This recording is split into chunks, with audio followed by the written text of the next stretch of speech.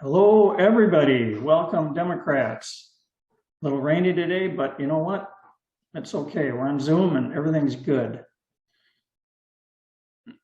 Next slide, Amy. We're going to do things a little different today. We're going to be playing the Ukrainian national anthem, and since we're doing the Ukrainian national anthem because of what's happening over there, we're going to also play the national anthem here. We usually do the pledge, but we're going to do the national anthem anyway. Hand over your heart. I'll have mine. You might not see it because it's just a headshot. So go ahead, Amy.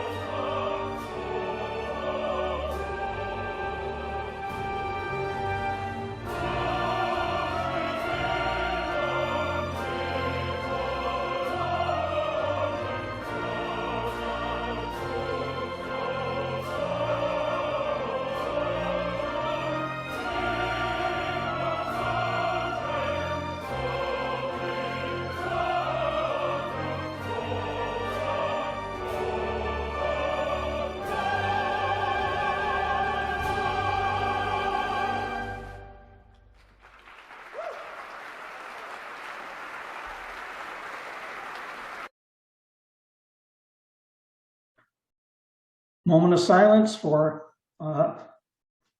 what's happening in Ukraine.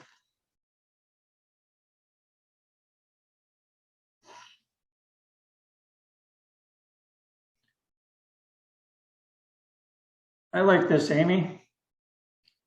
The Republican Party is pretty much turned into the GPP party, the Grand Putin party. So I don't know what the deal with that is, but it's kind of sad. Okay, thank you. First order of business today is the 2021 election of board officers for the 2022 season, next session. So the nominating committee has unanimously selected Eric Lipsitz, Verna Bernersky, and Dennis Foley. Eric for first vice president, Verna for secretary, and Dennis Foley for treasurer. And I'm going to take this time to ask each one of our candidates to say a couple minutes, just take a minute or two to introduce themselves to you, where you're from, how long you've been here, where you live, and any other thing you think we should know about. So Eric, why don't you go first? Hello, everyone. I'm Eric Lipsetz. I'm 70 years old. I grew up in Baltimore in 1988. My family moved to Annapolis, and in 2021, we moved here to the Villages. I am an attorney. I have a general practice, mostly corporate matters. I've given up on corporate litigation, but I used to do that also. In the course of my general practice, I was hired by a number of politicians. I've handled 3 canvasses. I was on the board of directors of our local Democratic club. I served as the general counsel to the Anne Arundel County Democratic Central Committee for a number of years. I have knowledge of elections in the course of my practice. I actually wrote the Annapolis ordinance on how to count absentee and provisional ballots. Sometimes people say that they actually wrote it and maybe they had a hand in it. Just in this particular instance, I actually wrote the words, and then the city council adopted the words that I had written. So when I say to you all that I actually wrote the Annapolis ordinance on how to count absentee and provisional ballots, I actually did. I'm flattered that the nominating committee has put my name up to serve as your first vice president.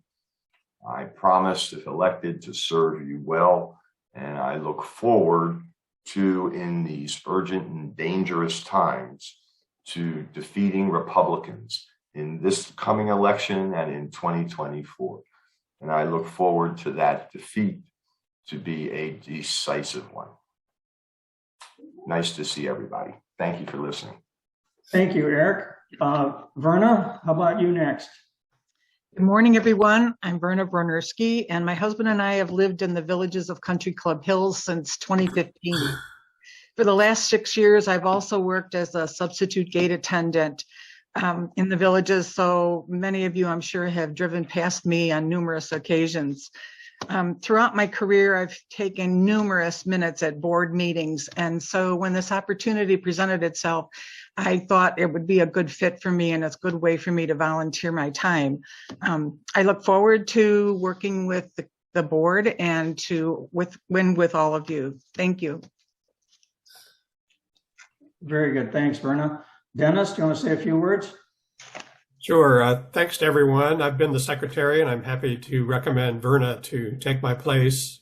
And I'm happy to come in after Helen Dugan to be your treasurer if you so choose. I will be careful with your money. Thanks for your dues.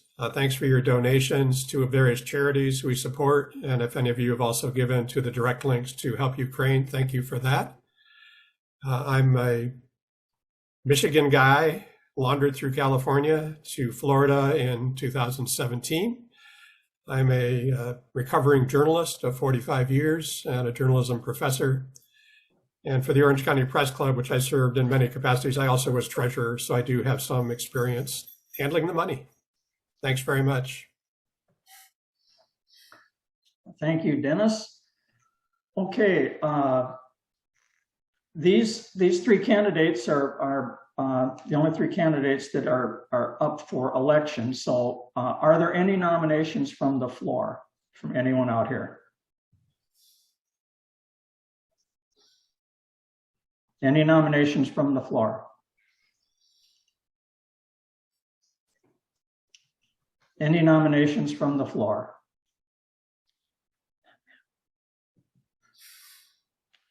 Okay, since there are no nominations from the floor, I move that we elect all 3 of these candidates by acclamation. What that means is that they're running unopposed. Do I have a second for that motion?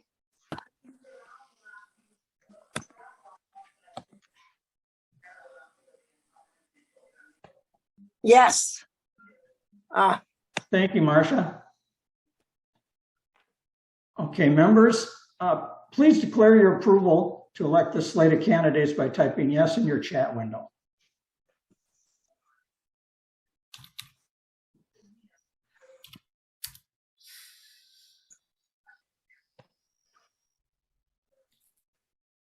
Excellent. Okay, Eric, Verna, and Dennis, the members have unanimously elected you to your respective positions. Thanks for stepping up and welcome aboard. Yay.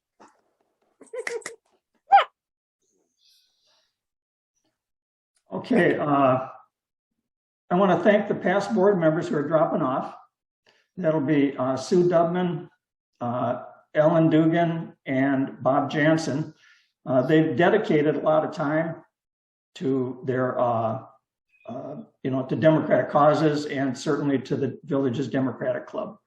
And Ellen recently served as treasurer, and Dennis will be taking that position starting April 1st, that's right.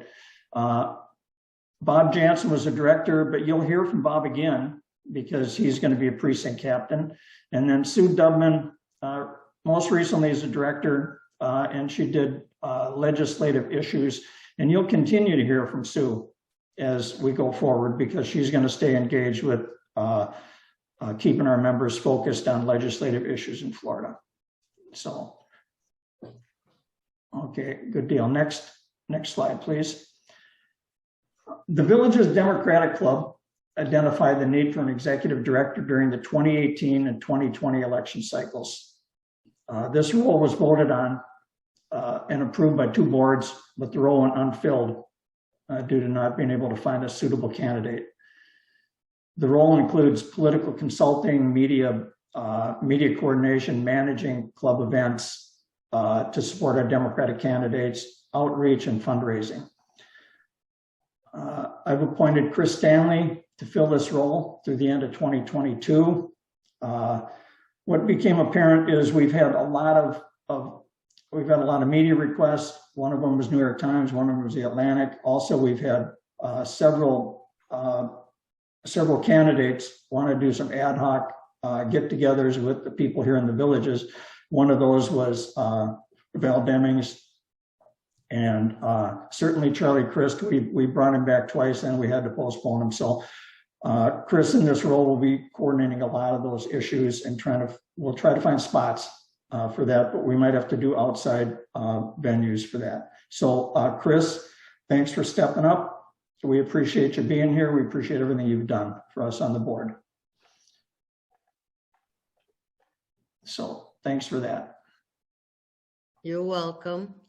Okay, today's speakers, we have Sue Dubman's going to go first, and Sue does a lot right now. Her doing saving democracy activist work. So anyway, Sue, if you're ready, take it away.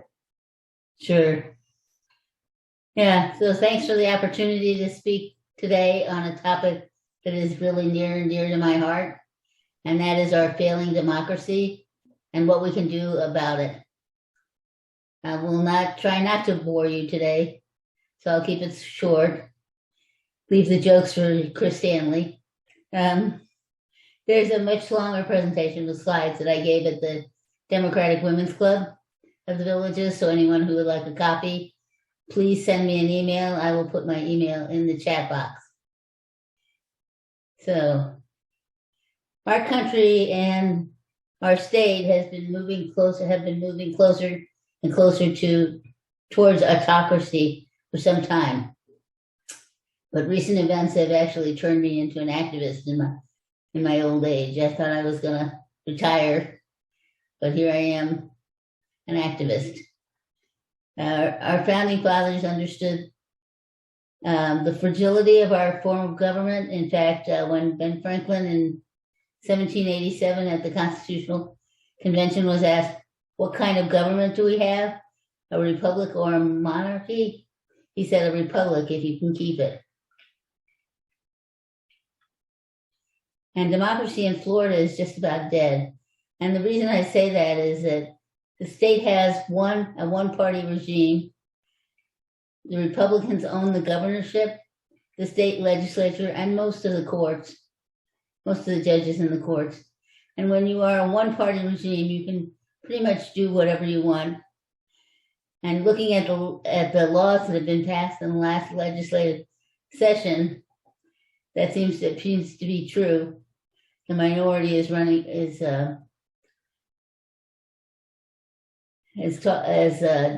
the bidding for the majority.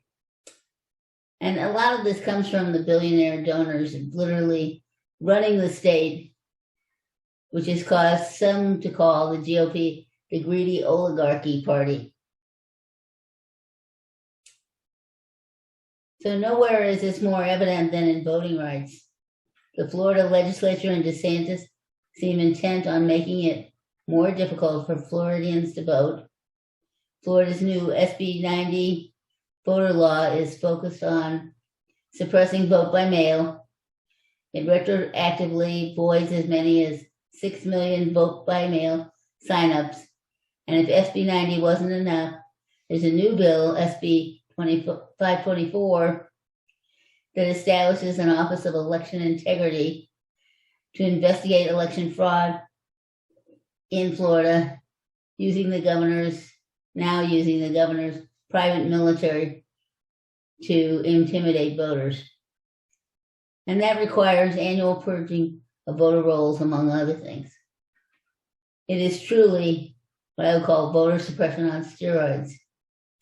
In addition, DeSantis is trying to stack the deck with federal redistricting and pressuring the Republican legislators to do the same with state redistricting. So for democracy to work, Floridians must have confidence that their vote counts, whether their candidate is victorious or not. But some people refer to DeSantis as Trump 2.0, but in my opinion, DeSantis scares me even more than Trump, and that's a hard thing to do. Unlike DeSantis, Trump has struggled to focus long enough to legislate. He has two major accomplishments: the 3 Supreme Court justices and the 2017 tax law that mostly benefited the wealthy and increased the federal debt. But that had more to do with McConnell than Trump. Most everything else that Trump attempted was botched. In contrast, DeSantis is Harvard and Yale educated, although he rails against the so-called elite because he knows it helps him with his base. And DeSantis has governed as an effective autocrat and wielded his power consistently for conservative causes. He's also moving further to the right than Trump ever was. He's young and he presents himself well. So if DeSantis is gearing up to run for president, if that we can cut him off, if we can beat him in the governor's race, but God help us if he wins the second term as governor of Florida. The messaging by the Republicans, unlike the Democrats, is simple and straightforward and meant to play to voters' emotions. I don't know if you've seen the Freedom Firewall video that the Florida GOP has released. It is full of lies and misinformation, but it does play to people's emotions. DeSantis and the Republicans in Florida like to talk about freedom, but they're happy to force their views on others and mandate that there will be no mandates. They whine about being forced to wear face masks, and they bully other people for wearing face masks. Republicans really believe in freedom of choice. They just want to make all the choices for you. So propaganda and misinformation like the Freedom Firewall video are a hallmark of authoritarian environments. Just like with them, DeSantis with the GOP has rejected the idea of objective truth, engaged in frequent lying, and dismissed compromise to resolve disputes. In Republican circles, DeSantis handling of the pandemic has gotten rave reviews. So instead of trying to protect Floridians against COVID-19 by insisting on vaccinations and masks, DeSantis has appointed a new Florida Surgeon General, Ladapo, who with GOP members continue to spread misinformation that it is okay not to wear a mask or get vaccinated, because it's all about freedom. I guess their concept of medical treatment includes freedom to die. The Constitution and Declaration of Independence establish certain guarantees: life, liberty, and the pursuit of happiness, freedom of speech, freedom of the press, freedom to peacefully assemble, freedom to petition the government, and freedom of religion, among others. In Florida, many of these guarantees are being whittled away. And I can mention just a few of these. There's so many, it's hard to pick. If you've been watching Fox and the other channels Trumpers love, you would have thought the brutal authoritarian regime bringing crackdowns upon its oppressed minority wasn't Russia or China, but Canada. As we learned from the insurrection at the US Capitol and the lawless rule-breaking Trump regime, conservatives care less about laws and more about who's breaking them. If you're a Trumper, it's okay to protest if you protest. It's okay if you attempt to overturn the government. It's okay to break into the Capitol and poop and pee-pee in the hallways. It's okay to bring nooses and try to hang the vice president. It's okay to steal stuff. It's okay to destroy property. It's okay to attack cops. It's okay to block roads. It's okay to stop commerce.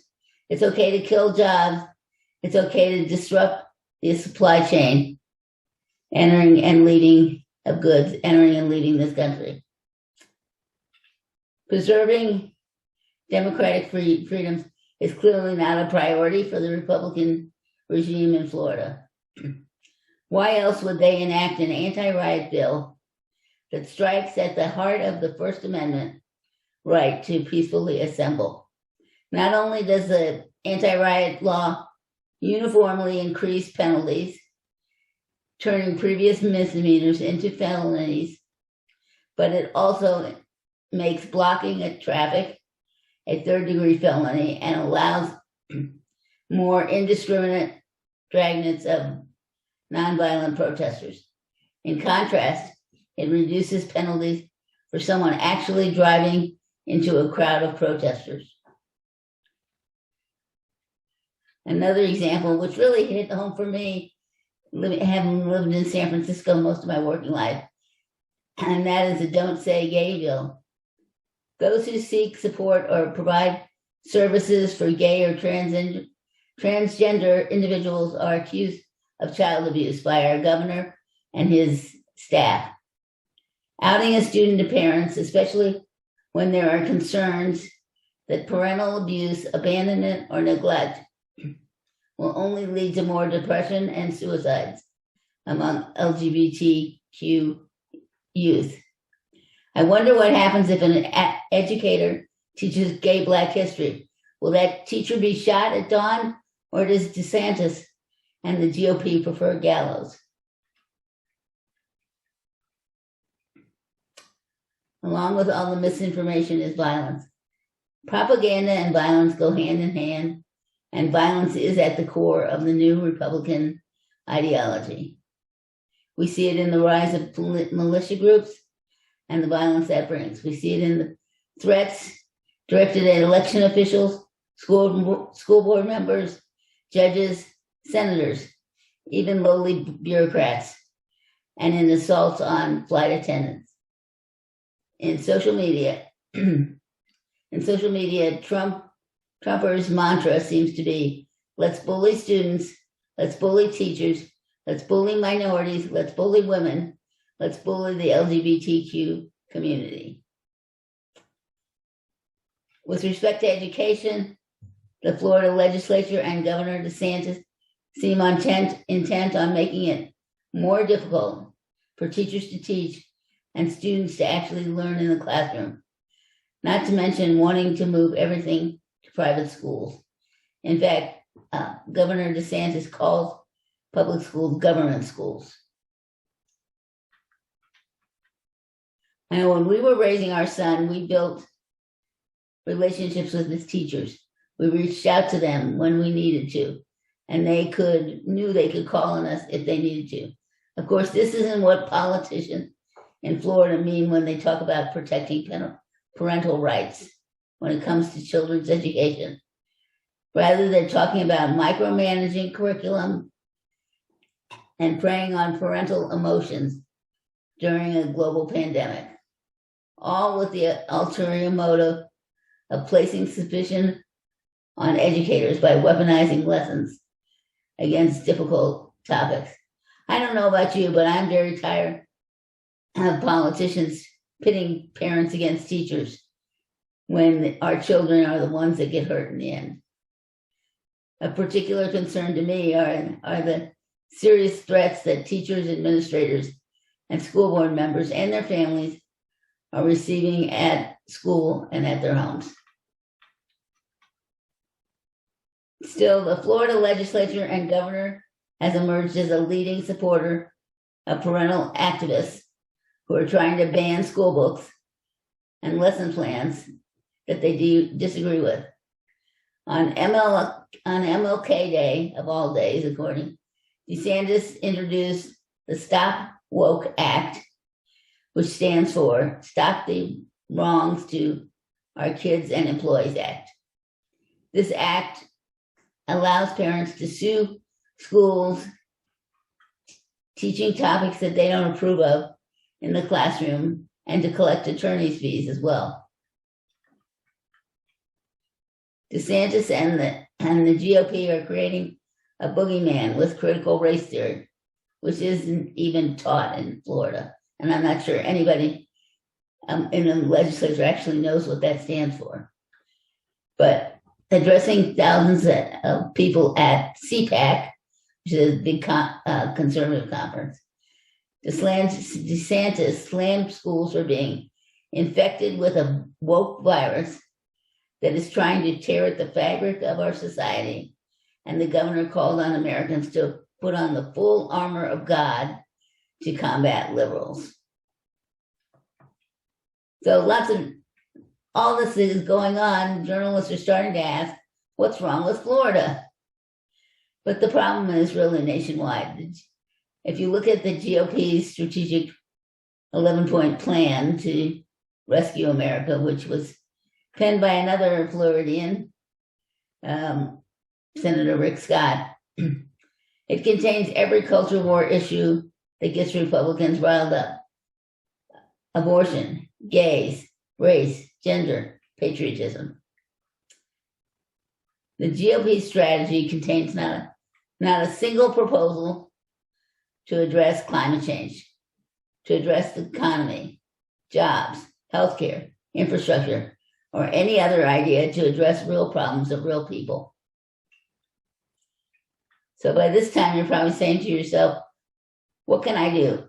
I'm just one person. Well, you can do a lot. One person can change the world. Think about somebody like Greta Thunberg. She's made a huge difference in the climate. In the climate crisis, getting students involved. I know many of you are tired, but this is no time to be tired. You must get active. Work with us to get rid of bullies like DeSantis and do-nothing politicians like Rubio, who skipped the State of the Union because he didn't want to take a 30-second COVID test or stand up when President Biden asked for support for Ukraine. Make sure you are registered to vote. Even if you were registered in past elections, there's no guarantee that you will still be registered. Also, make sure your signature is up to date. A high priority is to get others registered to vote, but we also need them to actually vote. It's not good enough to just register them. In the past, Democrats have outnumbered the Republicans, but we have not won a single election to provide control of the state Senate, state house, or governor's office since the early 1990s. So why is this true? I think it's because, in part, because disgusted Democrats don't vote. And the other reason is, or they feel that their vote doesn't count, which is not true. The other reason is related to the distribution of population in Florida and gerrymandering. Democrats must vote in numbers. We can't win if you don't vote. No more of this 30% turnout, which is all too common, except in the villages because of the efforts of Chris Stanley. Democrats do need to move away from cultural war issues. The Virginia governor's race was not a fluke. We have to work on how non-Democrats view Democrats. Many people view us as judgmental, elitist, and not concerned about anything of importance to them. We have to stop letting the billionaire donors define us and divide us by funding the culture war, which really are wedge issues. We can win the culture war by reframing issues. For example, instead of letting the GOP say Democrats are in favor of open borders, we should say we do not support open borders, but we are concerned that the GOP wants to deport dreamers in a time when we have a huge labor shortage. That's just an example. You know, I can think of a lot of other ones like that, but that's, I'm not going to go into that right now. We also need to point to the extreme positions that the GOP has on issues like abortion and education. Even pro-life folks who do not support laws that ban abortions in cases of rape, incest, or human trafficking. And I doubt there are many parents who believe in burning books, since it conjures up images of book burning by the Nazis in World War II. At the same time, we really need to be more sensitive to people's lives being upended, due in large part to the pandemic. We need to start addressing issues that most people care about, namely inflation, supply shortages, affordable healthcare, good education, and crime. We shouldn't give up on the fight for voting rights either. I know we haven't been able to pass the John Lewis or the Freedom to Vote bills, thanks to a few Democratic senators. We need to support a scaled down version of these bills, such as a more narrowly tailored legislation focused on post-election administration and subversion. No, this is not what we wanted, but 100% of nothing is nothing. There are many other things you can do, too numerous to mention here. Get in contact with me, your county's DEC, campaign managers for those running against our governor, as well as state legislative positions, and leaders of key organizations working to address the real needs of voters. Even if you can't go out and canvass, participate in rallies or other outside activities, there are plenty of things you can do from home, such as writing postcards or calling potential voters. Longer term, we really need to get money out of politics among both Republicans and Democrats. Unless we do, we are never going to solve our problems. The cultural issues I mentioned earlier are all wedge issues, mostly funded by big donors because they seek to divide us. And remember, apathy is not an option. As Shelley reminded me recently, those of us who fail to heed the lessons of history may live to repeat them. Those who stay silent are complicit. If I am not for myself, who will be for me? If I'm only for myself, what does that say of me? If not now, when? If we don't save our democracy, who will? I hope you will join me and other members of the Saving Democracy team in protecting Florida and the nation from moving ever closer to a fascist state. One thing that I want to make clear is the Saving Democracy team is not trying to duplicate efforts like Indivisible, Move On, Progress Florida, or your local DEC. What we hope to be is more of a clearinghouse for activities and events happening in the Tri-County area. If you want to be on our mailing list, please email me. Again, I will put my email in the chat box. Thank you very much. Thank you, Sue. We appreciate it. Are there any questions for Sue? Or let's do this. We've got a couple other speakers. So if you put your question in the chat window, we will get that to Sue and she can answer you. Okay? Yeah, I was using my voice, so I hope you understand. Okay. Thank you, Sue. We appreciate it. Okay. That's a good segue into our next speaker, who is Bob Berg, because when Sue talked about how we've lost all these major elections, I know that Bob has got some ideas on that with Greater Sumter on how many people vote and how many votes it would take really to flip any one of these elections. So Bob, if you're ready, go for it. Well, good morning, Democrats, and thank you, Mike and the Village Democratic Club for the invitation. My name, as Mike indicated, is Bob Berg, and I am the chair of the Sumter Democratic Party. The goal of the Sumter Democratic Party is to get Democrats elected. And we'll get to the mission statement here in a second, but basically we have the structure of where the Democratic Executive Committee fits in. At the national level, we have the DNC, or the Democratic National Committee. Each state then in turn has their own state Democratic Party. And in Florida, we have 67 counties. And so Sumter is one of the DECs within the structure. And the Village's Democratic Club is a chartered organization from the Democratic Executive Committee.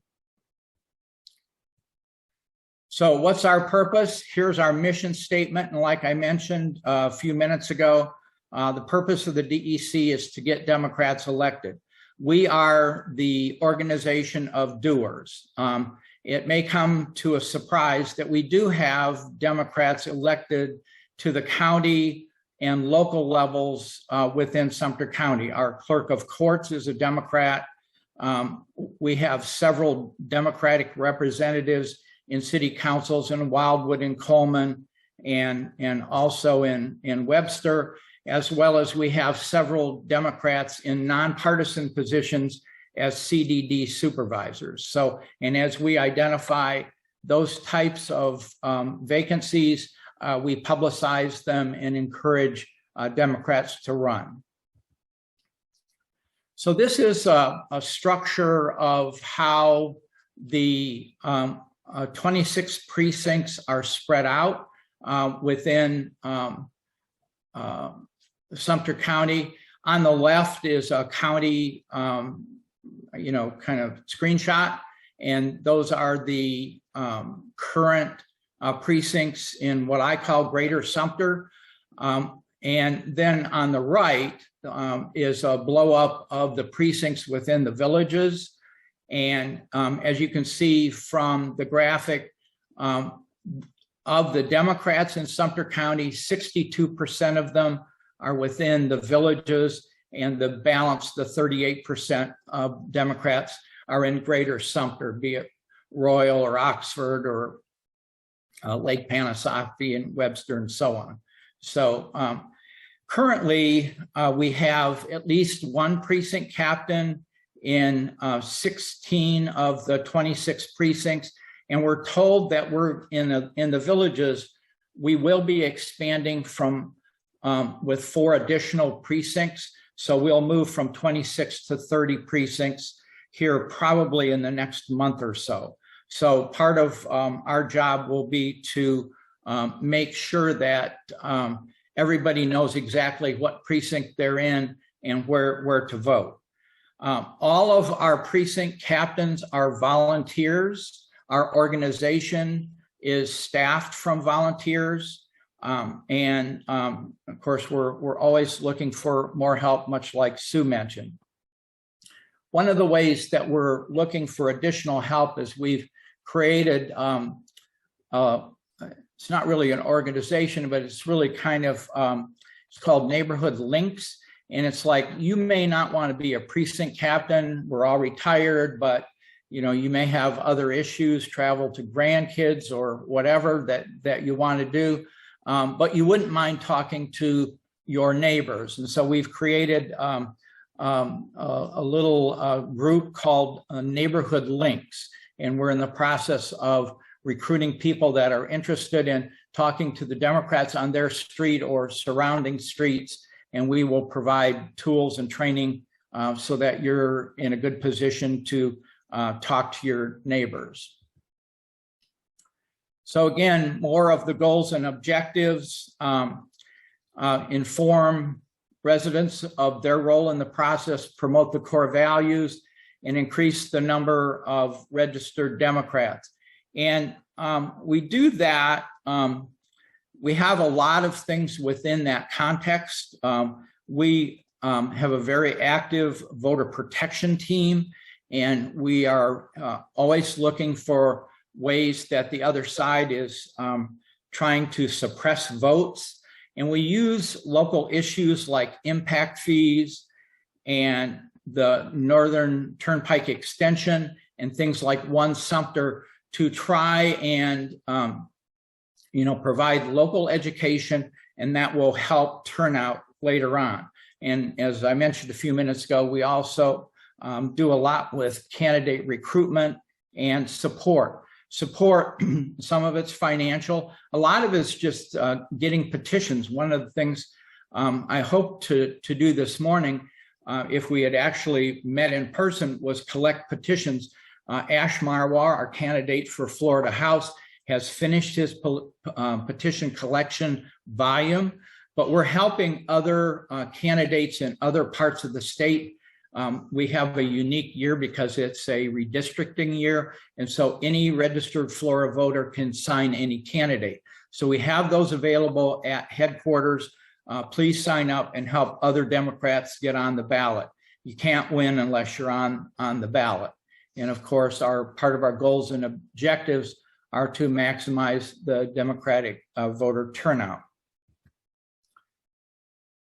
One of the things that we're doing, of course, is voter registration. We do it at both tabling events, and we're also working on a master electronic program called ArcGIS that allows us to identify houses that have no unregistered voters. And so we're working to perfect that. Our canvassing teams in the neighborhood have been sidelined by COVID. And so that's, between the COVID and the weather, these are been challenging past couple of years for us.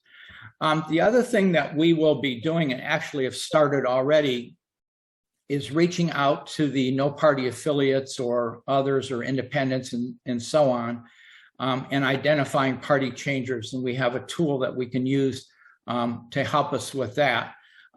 The no party affiliates are really the largest growing segment of registered voters, and they're soon to overtake us even in Sumter County, and will overtake both parties at the state level in the not too distant future. So if we're going to win elections, we need to figure out how to reach out to the left-leaning NPAs. So one of the other things that we do is really kind of, it's both community outreach and reaching out to voters, is we have different community events. A year ago in April, we had an Earth Day event where we cleaned up a historic church in Webster. I know the club has been great about having food drives when we met in person, but as you know, meeting in person has been hard with COVID. We tried to augment that effort with a couple of drive-through food drives and distributed the food to some needy organizations in Coleman. We also do things like sending letters to the teacher when all the Republicans, of course, said no to the American Rescue Plan, and that included $1,000 to the teacher. When it came to Florida, DeSantis wanted to sign the letter saying, look what I did. And in fact, that money came from Democrats, and none of the Republicans supported it. So other things that we do in the area is we attend the Happy Birthday event in Wildwood over at the community center. We've attended the Martin Luther King Day activities both in Wildwood and out at Royal. Wildwood sponsors a spooktacular at Halloween, and we attend that with our great big Sumter Democratic banners. So we want to make sure that they know that we are here. So other things that we do when we do these community outreach, we do have voter registration drives. We are beginning to do some door-to-door canvassing for that. The other things that we promote is voting by mail. And you may ask yourself, why bother to have a vote by mail campaign? And the answer is turnout. A Democrat who is not enrolled in vote by mail, I'm not talking about Sumter County here necessarily, but in Florida, will vote at about a 60% rate. If they make a commitment or sign up for voting by mail, their participation increases from 60 to over 90%. So it's clearly a turnout issue. So that is why Democrats are so interested in turning out voting by mail. And that's why Republicans are fighting tooth and nail to make it absolutely as hard as possible. So the community events I mentioned here a second ago, and we've had meet and greets both in 18 and 20. And actually one of the great partnerships that we had in 18 was with the club when we had a candidate forum up at Savannah Center. We absolutely packed the place. So it was a terrific partnership that we worked with the club. So the other thing we do is educate voters on the voting process. Sue Dubman outlined a couple of the changes from SB 90 and the recently passed, I think it's House Bill 524, the voter suppression stuff. As they make changes in requirements for voter registration, as they make changes in requirements for voting by mail applications, we make sure our forms are up to date, complete, and accurate, and so on. So that, and as we, we're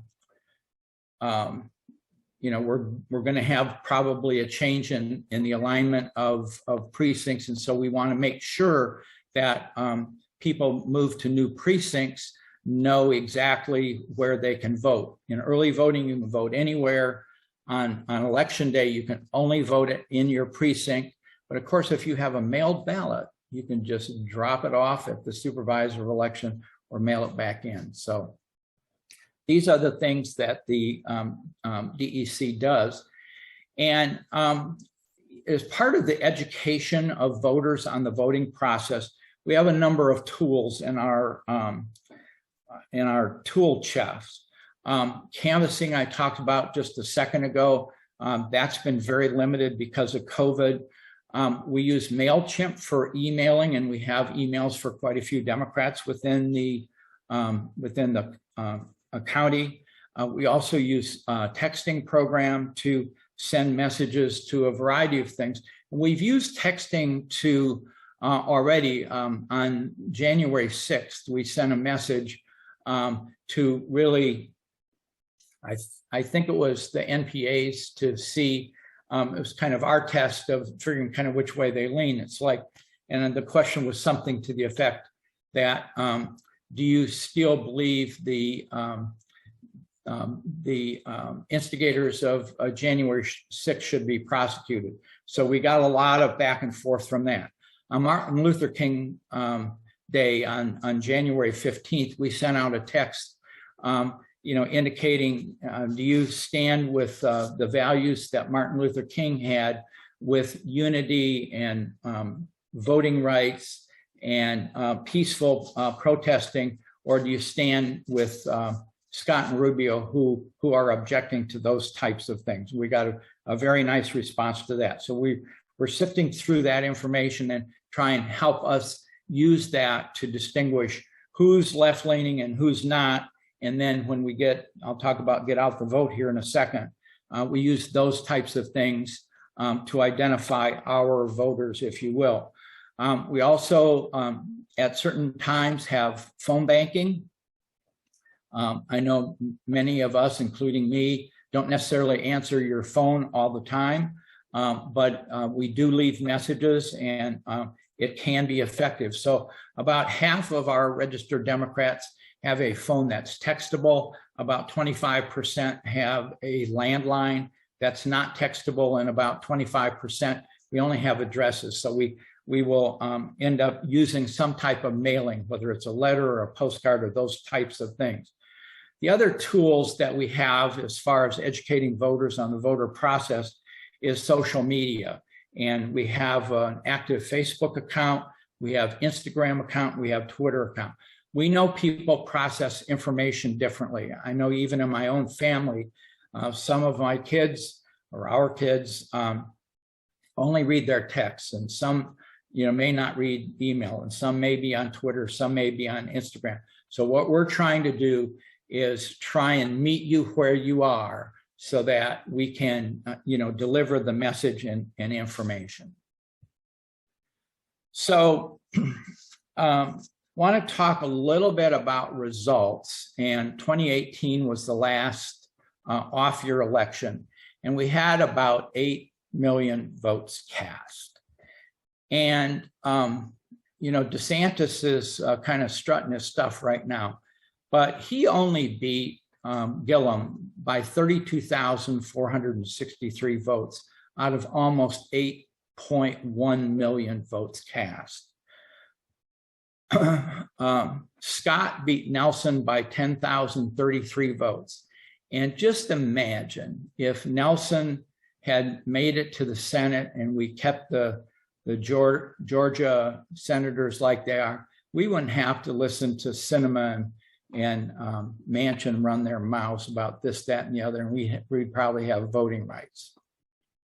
The third big race at the state level was Nikki Fried, and she squeaked out a victory by 6,700 plus votes. So the message is that if we own I've got something in my way here, but basically, if we had 4, 5, or 6 more votes in each of the precincts, we could have flipped really all 3 of these. So does your vote matter? Absolutely, it does matter. Again, in 18, our turnout was 78% for Democrats, and we're very, very proud of that. We worked very hard to achieve those results. In 20, we increased turnout to 86%, and we were the second highest county in the state as far as Democratic turnout.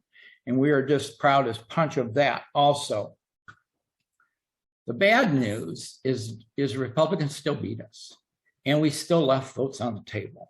And in 18, we had almost 9,000 Democrats in Sumter County that did not vote. And in 2020, we had about 4,900 Democrats that did not vote. So despite our success, our work is not done. So how do we win? So when we get out the vote, so what we're doing now is really kind of laying the groundwork. We started with January 6th and some of the texting, try and make that, don't forget January 6th, Martin Luther King Day. We continued that texting effort. We will continue to ramp up our texting effort as we move forward to get out the vote. And like I mentioned a few minutes ago, our emphasis is always on enrolling people in voting by mail. And some people go, oh, I don't need it. I like to vote at the polls. My response to that is, this is your voting insurance. We don't know when our next emergency is going to be. And this way you get a ballot early, you can look it over. We're going to have some stuff, whether it's provisions or one Sumter or whatever, some of this stuff can be really worded in a tricky way, so that a yes vote means no and a no vote means yes.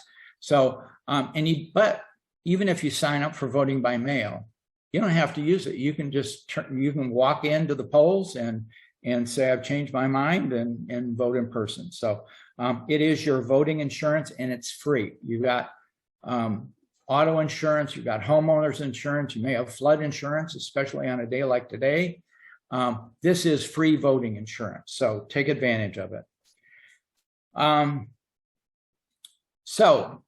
We're blessed in the villages to have consistent voters. About 65% of the voters in Sumter County are what we call hot or consistent voters. And so our efforts as we go and get out the vote are on the inconsistent voters.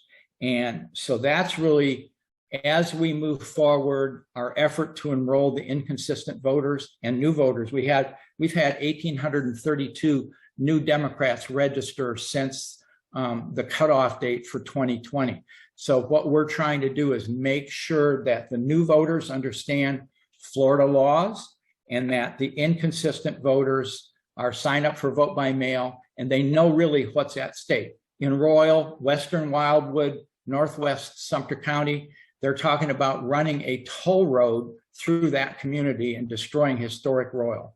So we have a flyer that we're going to be going out and going door to door to door to door and say, here's some information on the Northern Turnpike extension.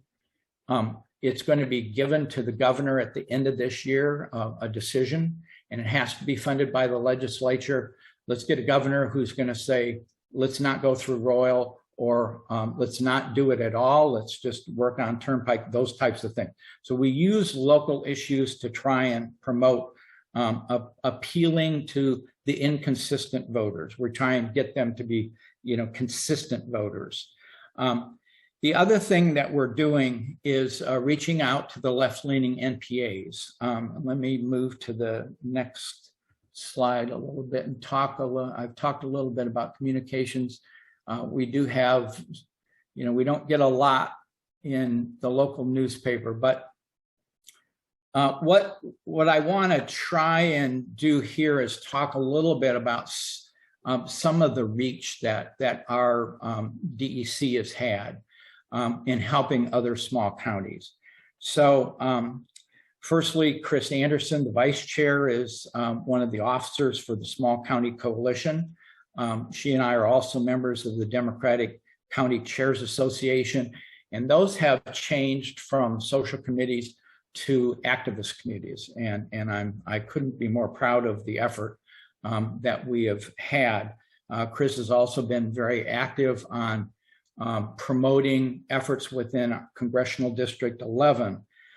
We also joined with a statewide event where the Democratic Women's Club of Florida decided that they were going to send text messages to all inconsistent voting Democrats not enrolled in vote by mail to encourage them to enroll in vote by mail.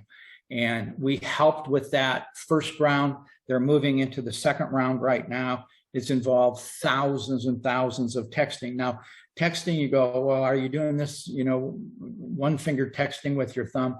These texting programs are from your computer using computer generated numbers, and you can send them, as fast as you can hit the enter button.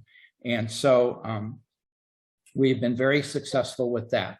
Other things that have come out of our relationship with these other groups are the formation of a data council, voter registration efforts where we are collaborating on these new things, as well as strategies on increasing voting by mail and messaging. And the most recent thing that we're working on at the statewide level is what's the profile for the no party affiliates and the others and the independents that would lead Democratic. And so we recently sent out 10,000 text messages with 3 different types of questions, one on DeSantis, one on Biden, one on the climate. We took the results of that, are going to focus it on one question and send it out to 100,000 NPAs statewide to try and better identify a profile of the NPAs that are leaning our way. And those are really the voters that we're going to target as we move forward in our Get Out the Vote effort. There are 4 counties in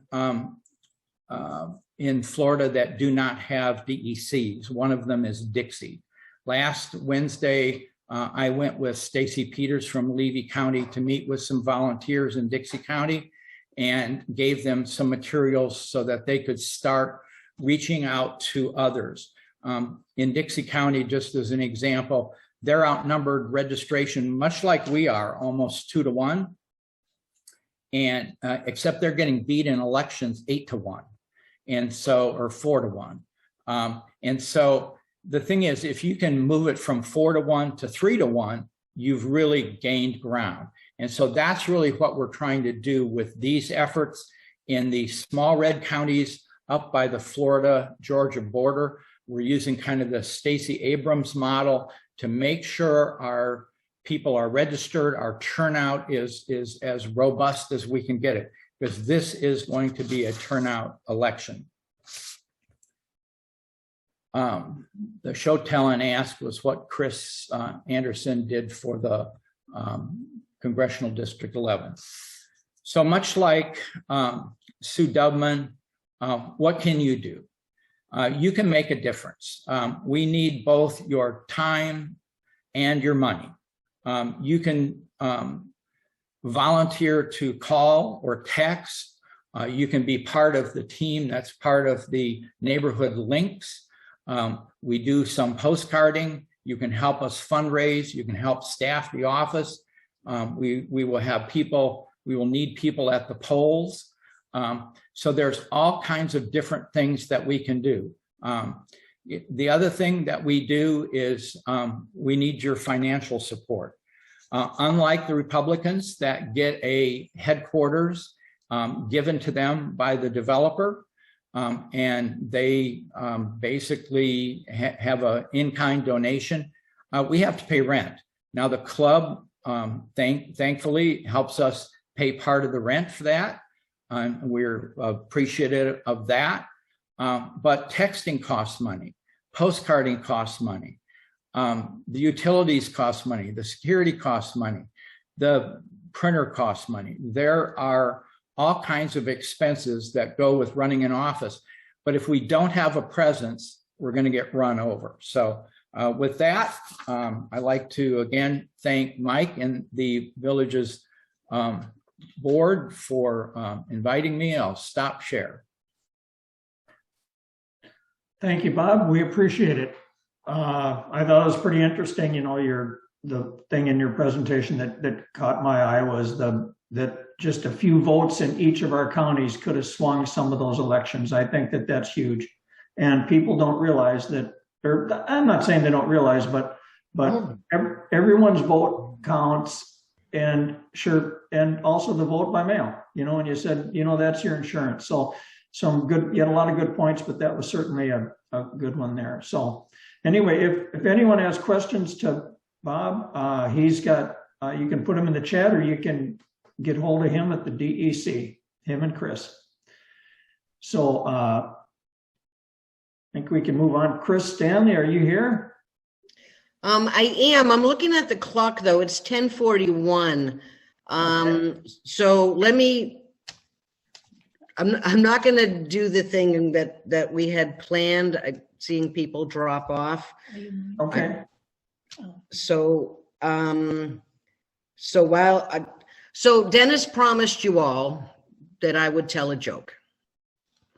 And I have a joke, and I think it still works even without the lead up. Are you ready for the joke? The Republican Party is today's joke. And maybe Michael give me time next month so we can talk about, the things that are going on and how crazy it's been. But I don't want to delay you guys anymore. Plus, we have an appointment to get to. So thanks, Mike, for appointing me executive director. I appreciate that. And I'll be working with you all very soon as we begin to reopen and build up the club again. Thanks. Okay, and we'll find time for you at the next meeting. I think we can shoehorn you in there, Chris. That shouldn't be an issue. So anyway, the next meeting is in April. It's going to be at Colony. We appreciate it. You sticking with us today. I want to thank Amy for the presentation, Rick and Andy for moderating, Dennis for moderating. Thank you to Eric, Verna, and Dennis as our newest members of the board, newest officers. Thanks for stepping up. We appreciate that. And also Diane Foley and Andy and Rick for doing a lot of heavy lifting for getting us ready to present down at the park that didn't pan out for today with the weather. And also Marcia Shearer and her nomination team, to find the candidates, to vet the candidates, interview the candidates, and put them forward. And we appreciate that. And I will see you all next month. We will see you next month. So thanks for joining us today. Thanks for everything. Thanks for being Democrats. And I guess that's all I have to say.